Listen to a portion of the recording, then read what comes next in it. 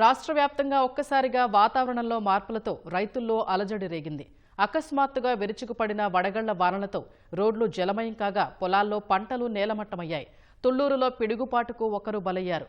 చేతికొచ్చిన పంటల్ని కాపాడుకునేందుకు అన్నదాతలు ఉరుకులు పరుగులు పెట్టారు. రాష్ట్ర వ్యాప్తంగా అకాల వర్షాలు అన్నదాతల ఆశలపై నీళ్లు చల్లాయి. పల్నాడు జిల్లా సత్తెనపల్లి నియోజకవర్గంలో ఈదురుగాలులు మెరుపులతో కూడిన వానకు పలు గ్రామాల్లో కల్లాల్లోని మిర్చి పంట తడిసి ముద్దయింది. ఆరబెట్టిన మిర్చి పంటను కాపాడుకునేందుకు రైతులు తీవ్ర ఇబ్బందులు పడ్డారు. చిలకలూరిపేటలో ఒక్కసారిగా భారీ వర్షం కురవడంతో పలు బజార్లు నీట మునిగి వాహనాల రాకపోకలకు అంతరాయం ఏర్పడింది. పంటను కాపాడుకునేందుకు మిర్చి రైతులు పాట్లు పడ్డారు.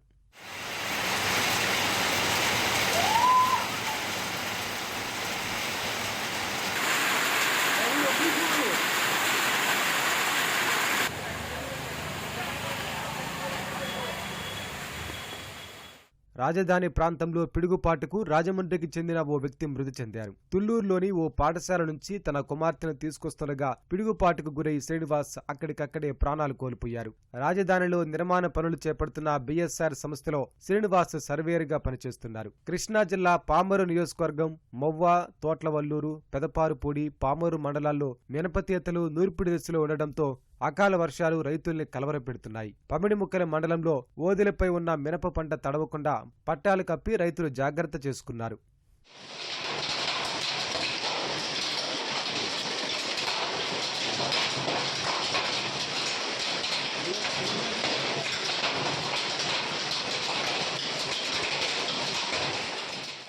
ఉమ్మడి అనంతపురం జిల్లా వ్యాప్తంగా పలుచోట్ల వడగళ్లతో కూడిన చిరుజల్లులతో వాతావరణం ఒక్కసారిగా చల్లబడింది. శ్రీ సత్యసాయి జిల్లా పుట్టపర్తిలో ప్రధాన రహదారిపై ముత్యాలు పరిచినట్లుగా వడగళ్లు కనిపించాయి. చాలా మంది వడగళ్లను పాత్రల్లో పోగు చేసుకుని సంబరపడ్డారు.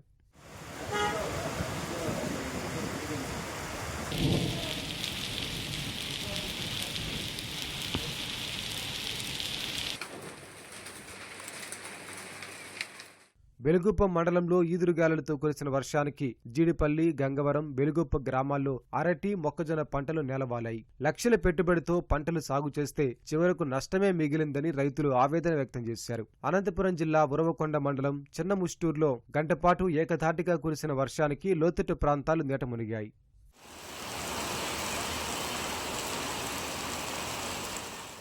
నెల్లూరు జిల్లా ఆత్మకూరు, మరిపాడు మండలాల్లోని పలు గ్రామాల్లో కురిసిన వర్షానికి రోడ్లన్నీ జలమయమయ్యాయి. ఉన్నట్టుండి వర్షం రావడంతో వాహనదారులు ఇబ్బందులు పడ్డారు. వరి పంట కోత దశలో ఉండటంతో రైతులు ఆందోళనకు గురయ్యారు.